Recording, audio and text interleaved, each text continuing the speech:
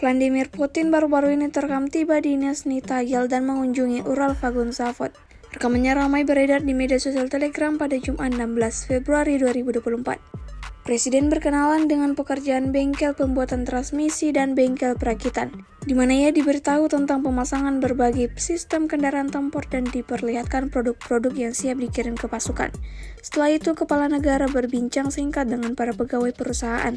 Perusahaan riset dan produksi GCC Ural-Vagon-Zavod adalah salah satu produsen peralatan militer, mesin konstruksi jalan dan gerbong kereta api terbesar di Rusia. Secara total, pabrik tersebut memproduksi lebih dari 200 jenis berbagai produk dan merupakan satu-satunya produsen tank baru untuk Angkatan Bersenjata Rusia. Fasilitasnya memproduksi tank T-14 pada platform Armata, tank T-90 Prorif, dan tank T-72B3M yang dimodernisasi, serta kendaraan tempur pendukung tank dan kendaraan rekayasa lapis baja.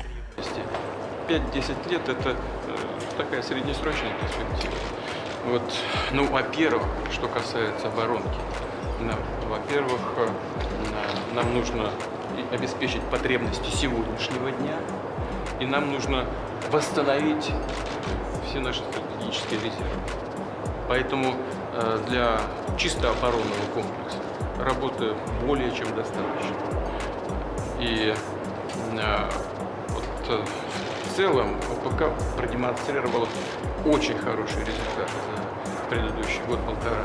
Download Tribun X sekarang, menghadirkan lokal menjadi Indonesia.